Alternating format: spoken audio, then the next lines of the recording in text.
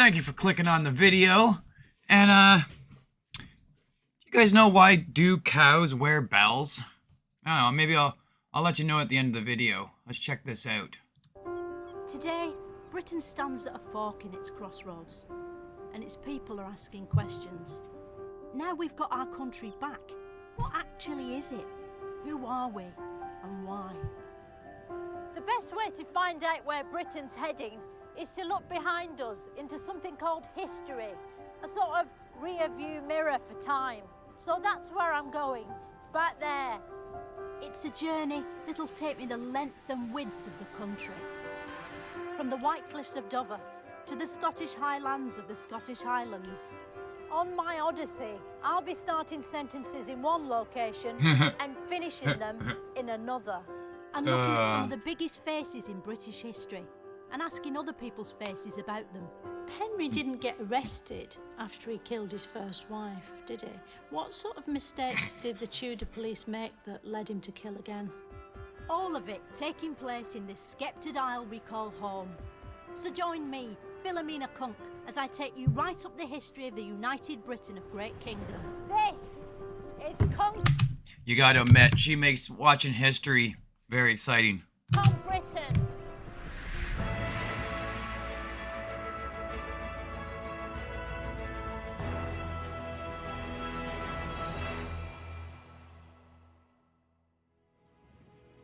Last week, we discovered how God invented Britain, who the Romans were, and why we went to war with the Roses. But that was just the beginning. By the time the Wars of the Roses ended, Britain was literally on the map, somewhere near the top, showing how important it was. The British had a firm grasp of the solid parts of the country, like this rock. But there was a load of stuff around the edges that wouldn't do as it was told. It was wet, it was full of fish, and it wouldn't make up its mind how close to the rock it wanted to be. In this episode, I'll discover how Britain came to rule the waves and invent the empire. It's a story about events beyond Britain's coastline, so I'll be using the C word a lot. C.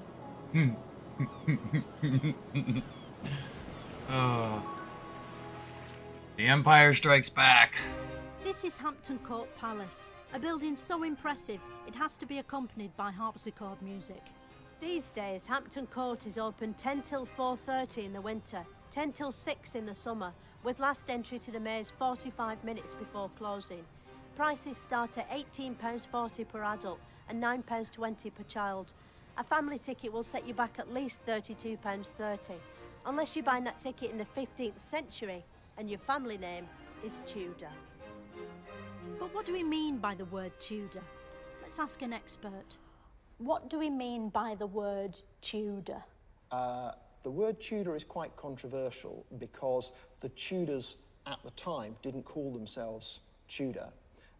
Tudor is the family name, the Welsh family name of the ancestors on the father's side of King Henry VII, but the only person who calls Henry VII Henry Tudor is Richard III when he's trying to stop him becoming king, and he uses the name Tudor just to mean this is some random Welsh person rather than an appropriate person to replace me as king. So the Tudors don't use the name Tudor. Oh, the look on her face. Priceless. She's not even listening. Not even listening. She's just like, okay, I wasn't expecting that for an answer. Very much at all. Some people refer to it as being their family name later on. Sorry, I had that thing, you know, where your brain stops listening. I told you. Oh, amazing. If the Tudors were the Kardashians of their time, this was their Kim. Henry VIII, the kingiest king who ever kinged over Britain. If you had to draw a king, you'd definitely draw him, although maybe not as well as this, unless you're a 16th century portrait artist. But what was so great about Yeah, I think if you did want to draw a king, you'd want to draw him. He does look fun to draw, doesn't he? Oh god, she's making my eyes water. Henry VIII? Why is he the king we all still remember, unlike, say, Richard V? Well, for one thing, he was fat, so he takes up more room in the memory. But Henry's also memorable for his chronic wife addiction. Oh. He had 6 wives, all called Catherine. He was a Catherineaholic, Catholic for short. He got through so many Catherines, he actually got bored of killing them and had to invent a new way of getting rid of them, called divorce. Oh. The Pope hated divorce, so Henry decided to divorce him. He took back control, broke with Europe, and made up a new religion, which it turns out is easier to do than popes like to pretend. Henry created the Church of England, didn't he? Did he have to find a British pope? He didn't need to find a British pope.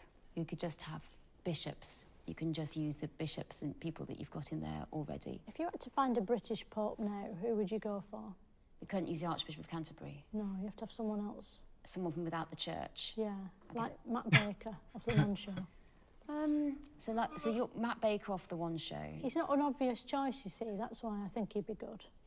But the more you think about it, the more it makes sense. Henry of VIII kept having a go on new wives because he wanted a boy to pop out of one of them. And eventually one did, called Edward. Look just When like Henry him died- too, doesn't it? Oh my god, try to tell me that wasn't his kid. Ugh. Edward became king, aged just 9 years old. Edward died aged 15, the youngest anyone had ever died of old age. He was Oh, the youngest anyone ever died of old age. Oh. Look at that picture. Jesus Christ. Was he that fat or was he wearing that much clothing? followed as king by Lady Jane Grey. She ruled for 9 glorious days, almost a week. These were among the fastest royals we've ever had. Almost a After week. Jane came this woman, Queen Mary. And there really was something about Mary, but not something funny like Cameron Diaz with all dried spunk in her hair. Mary's something was religious intolerance. She had so many Protestants burnt at the stake, she became known as Bloody Mary, because like the drink, she was horrible. The next queen was Queen Elizabeth, who in the first of many such coincidences appeared just in time for the Elizabethan era.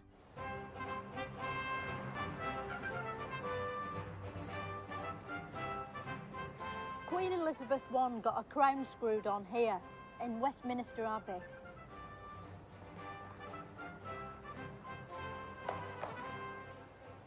Elizabeth I was a new sort of king, in that she was a queen, which meant she got paid less and sat on horses sideways. To stop persecution, Elizabeth allowed her subjects to practice whatever religion they liked, as long as they pretended to be Church of England when asked, like middle-class people do when they want their kids to go to a posh school. During Elizabeth's reign, British culture flourished, especially the world of theatre, which is sadly still with us to this day. The greatest playwright of the age was Will.I.Am Shakespeare. It's often said if Shakespeare were alive Will.I.Am today, Shakespeare. he'd be sending his scripts to television and film companies. It wouldn't make them because they were so long and boring. But while audiences thrilled to the tedious drama of Shakespeare's terrible plays, some pioneering Britons were experiencing real drama by going out exploring. It was now the British got really into boats, by getting into boats. Sailors of the time were like spacemen, but on water, exploring the unknown armed only with an engineless wooden car that was the called truth. a boat, and a sort of basic paper sat-nav called a map, which had hardly anything on it, because hardly anything had been found yet. On maps of the sea, do they show the hills? You know, the little moving hills with the white bit on top? The waves. Is that what they call the moving hills with the white bits on top? Oh my god. I think that's what you mean. Did an explorer ever... I think that's what you mean. Oh, that's not a good spot to pause it, is it? I thought she meant mountains, to be honest. try to sail into the sky? You know, find a bit of sea that's sort of going up and... No. Despite the difficulty, Queen Elizabeth sent a load of sailors over the sea to nick treasure off the Spanish, and then to nick whole countries off whichever brown people were standing on them at the time. The first British explorer to do this was Sir Walter Raleigh. Sir Walter Raleigh was a great sailor, wasn't he? So why is it today we only remember him for his bikes? Well, there might have been a connection between that branch of the Raleigh family and the later bike manufacturer, but I very much doubt it. People weren't using cycles of The Raleigh bikes. any kind in Sir Walter Raleigh's days. Oh, really? I think we really have to accept that Sir Walter Raleigh was just an expert sailor. How did Sir Walter Raleigh invent the potato? Well, he didn't invent the potato. I don't think anyone actually has ever invented a root vegetable, because they're obviously being cultivated and used by people living in the Americas when he arrived there. When Sir Walter Raleigh first saw potatoes, was he scared of them? I think that when Sir Walter Raleigh first saw potatoes, not that we've any documented records on the moment when he first beheld a potato or a field of potatoes, but I don't think he was scared of them. This is a buccaneering character, and I think that he probably was able to take on and manage his... What a question to answer. Oh my. And he takes her serious too. emotions whilst engaging with potatoes at first sight. We still celebrate potatoes to this day by buying and eating them. It's amazing to think that Queen Elizabeth was the first British monarch to be impressed by a baked potato. And the last. Oh, yummy. Walter Yeah. Raleigh was big news, but he wasn't quite as big news as Sir Francis Drake. This is Drake's ship, the Golden Hind, which is Tudor for horse of gold. It was in this ship Drake became the first person to circumcise the globe, which is probably Circumcise why the they sort of globe. ship it called a clipper. Imagine being on deck in that perilous age. You're in the middle of the ocean, a mighty thunderstorm's brewing. There's a sailor over there, another one over there, the king sailor turning the steering wheel thing, potatoes and spare wooden legs. Spare rolling around the wooden deck. A legs. seagull up that pole thing. Someone reading a treasure map through a telescope. A bloke with a white beard carrying a tray of fish fingers. Pirates, all laughing in that horrible throaty way that they do. And at any moment the prospect that you might just sail off the edge of the world.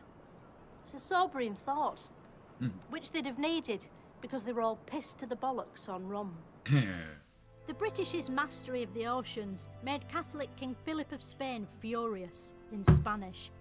So he sent his secret weapon to attack England, a woman called Spanish Amanda.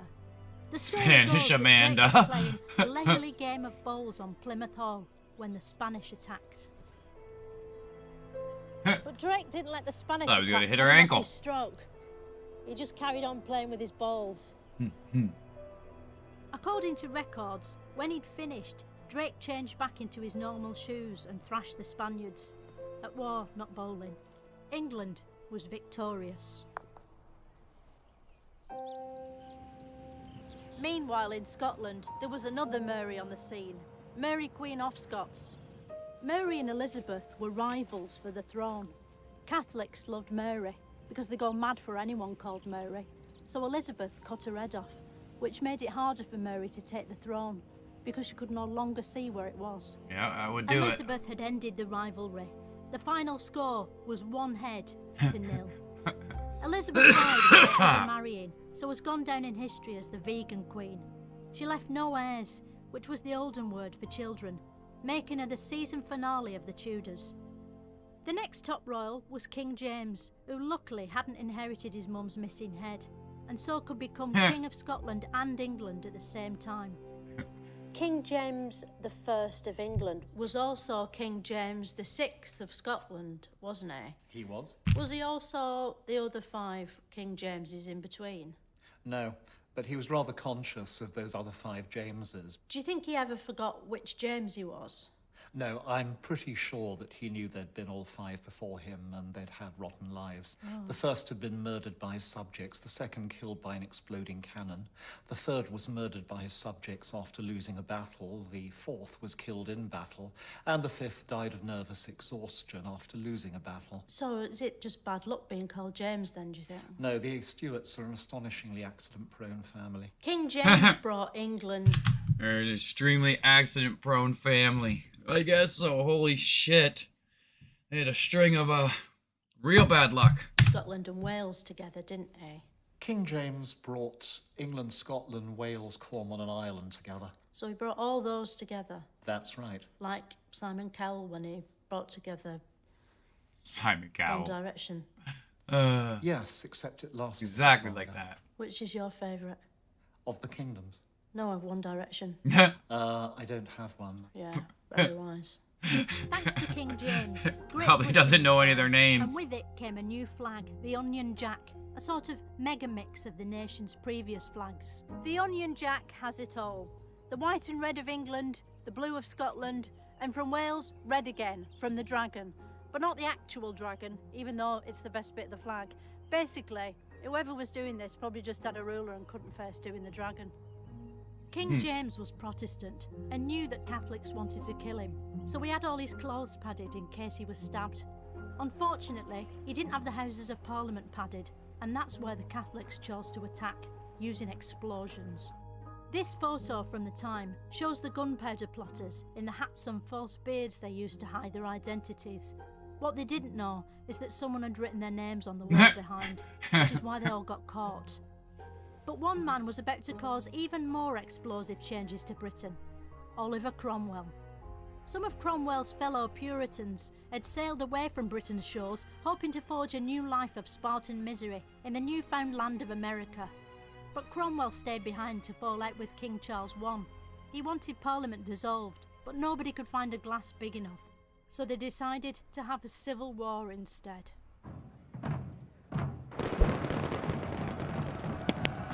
They called it a civil war because there was a swear jar and people apologised after killing each other, like in tennis. The Civil War was a clash of styles. The King's Cavaliers had panache and weird outfits, while Cromwell's Roundheads were basic, brutish little bulldog men. It was like a fight between Wayne Rooney and Noel Fielding, but not as funny. Eventually, after many reenactments just like this, the Roundheads won 1-0. Charles was caught in a big king net and executed here in Whitehall.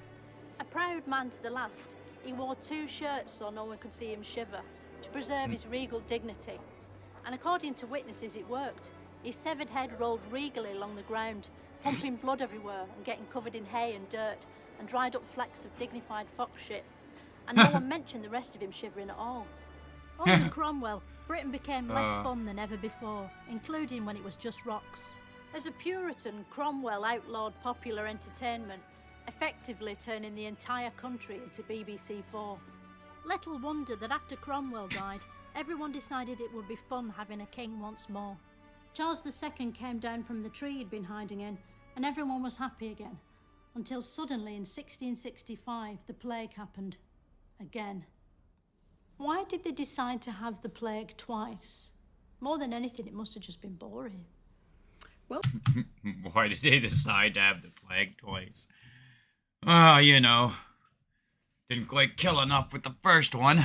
Well, they had many, many more times than twice. Did we get the plague because of the European free movement of rats and fleas and our inability to control our borders?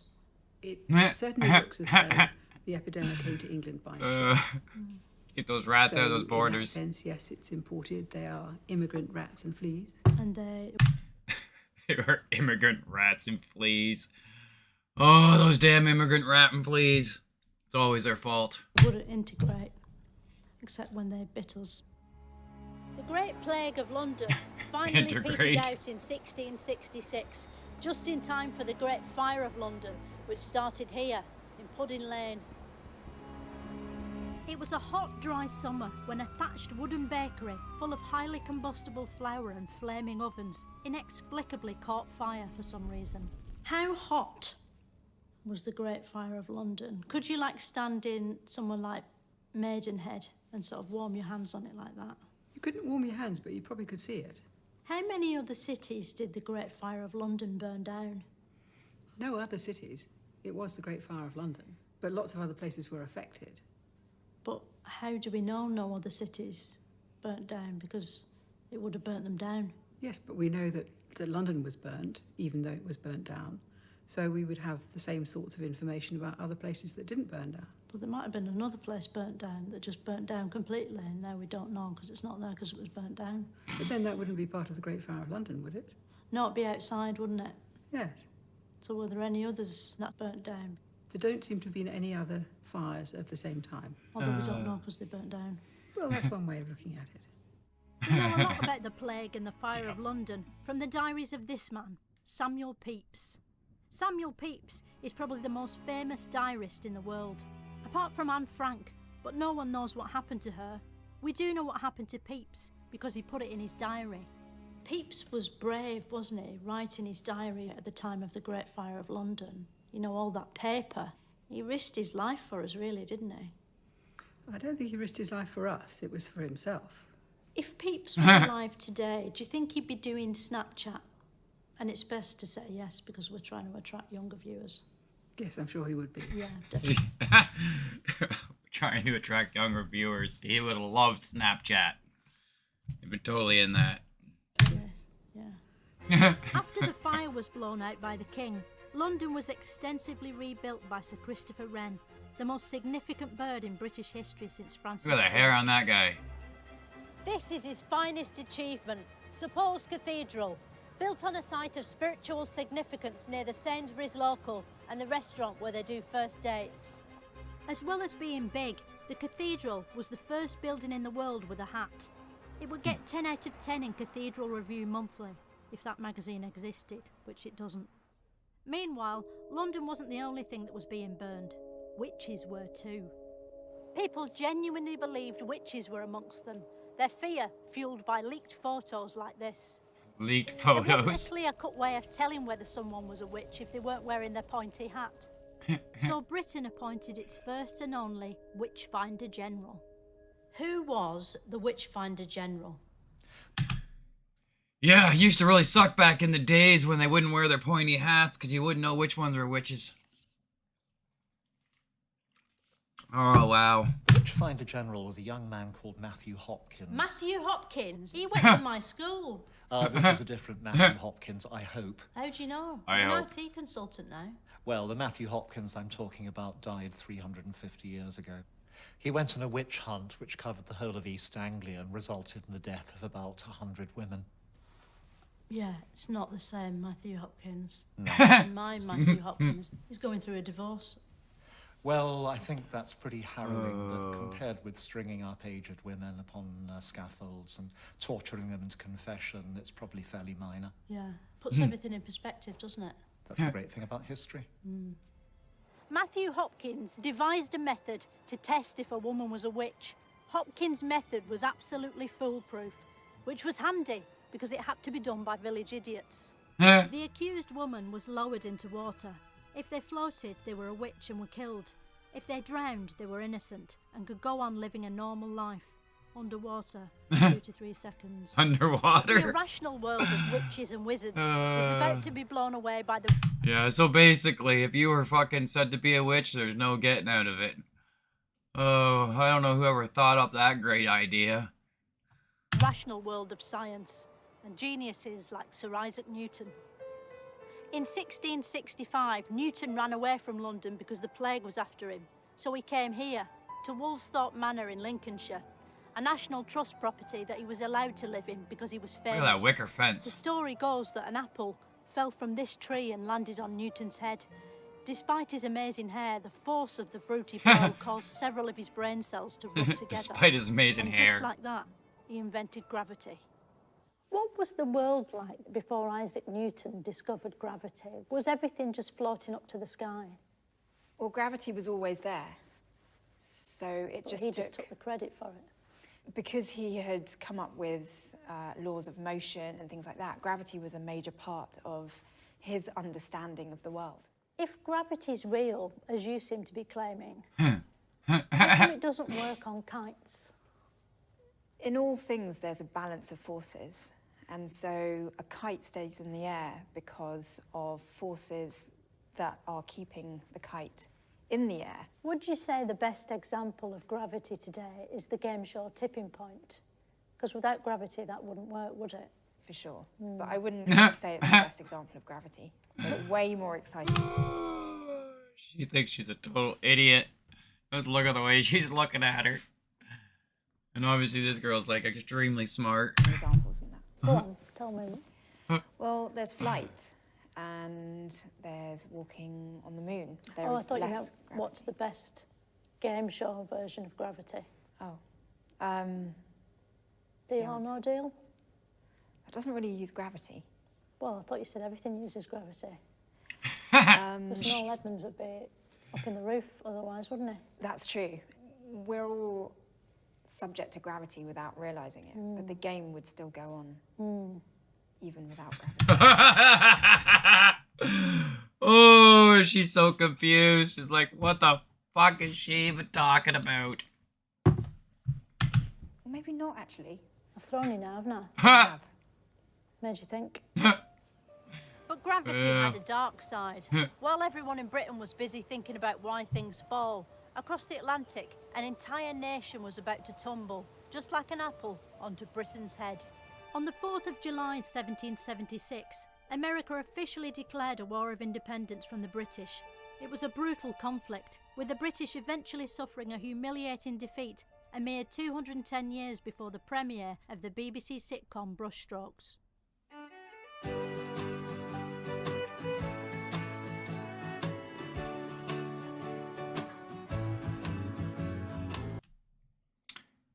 It was probably before my time. I've never seen that. Because of you. I don't know if you get away with that these days. These things I do. Because of you. Because of you. Oh. Losing America was a real knee in the balls for Britain. But fortunately for national pride, one great British hero was about to rise. Vice Admiral Viscount Lord Horatio Nelson. What was Lord Nelson all about? Why did his parents call him Horatio? I think they probably intended it to be pronounced Horatio. Just Horatio. got Horatio. mashed up and became Horatio. No, I think that most people still know him as Horatio Nelson. As well as being a sailor, Nelson found time to star in lots of old paintings, doing his weird signature pose. Why did Nelson always have one hand up his jumper? What was he doing up there? He'd lost most of his right arm, so it wasn't really trying to conceal his hand. He was actually missing an arm. Oh, God. How do we know that that's true, though? Because, you know, Rod Hull, he used to have his arm round an emu, didn't he? It might have just been... Oh, did you see a look on his face? Let's go back a second. Found time to star in lots of old paintings, doing his weird... He looks like he's not happy. Why did Nelson always have one hand up his jumper? What was he doing up there? He'd lost most of his right arm, so it wasn't really trying to conceal his hand. He was actually missing an arm. Oh, God. How do we know that that's true, though? Because, you know, Rod Hull, he used to have his arm round an emu, didn't he? Look at that. Oh. He's not impressed. Not even a little bit. He's like, let me the fuck out of this damn interview. This woman is fucking deranged. Oh. It might have just been that. Takes a He didn't deep have it breath. thrown off at all. He was just trying to make his story more interesting. Well, I don't see why I bothered to do that. I mean, he's already a heroic figure, so I don't think he needed to sort of feign, you know, serious injury to, if you like, deepen his growing legend. So I think we can probably say that, unlike some things, this is true. Yeah, and the eye was true. The eye was true as well, yes, he wore a patch. So he was like a pirate, but like a boring one. Not being able to clap wasn't the most annoying thing in Nelson's life. He had an arch enemy, Not the being able to annoyingly clap. similar French pirate, Napoleon Cumberbatch.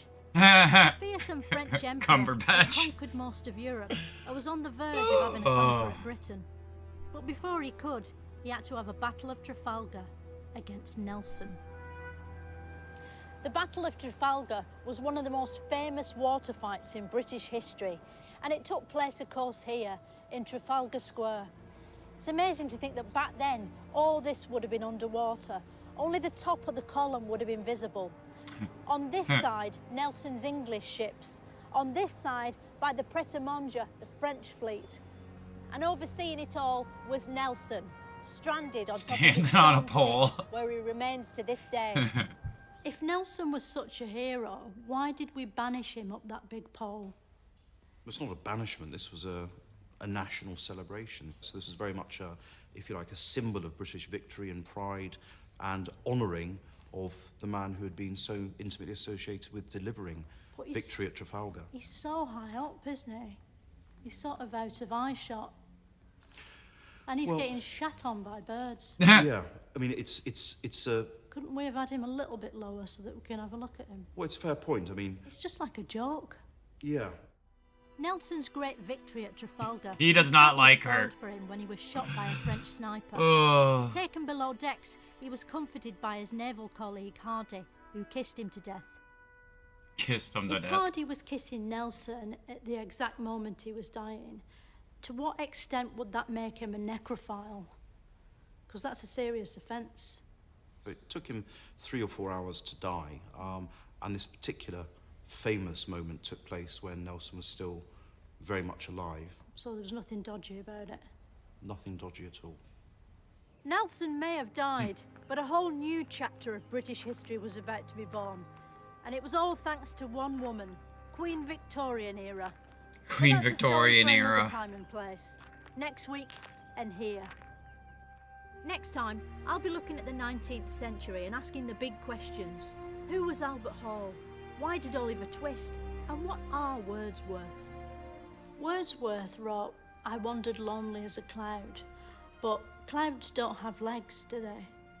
So how was he allowed to get away with that kind of stuff? Oh my, I'm telling ya. That Cunk, she is something else. Whoa. Tell you, that mixes like my two favorite things. History and comedy. You slap them together, that's like just amazing. So anyhow, the answer to the question I asked at the beginning of the video was because their horns don't work. Now, if you don't remember what the question was, you might have to go back and see what I asked. But anyhow, thanks for watching. Subscribe, like, comment maybe, anything. All right. I'll see you next time. Bye.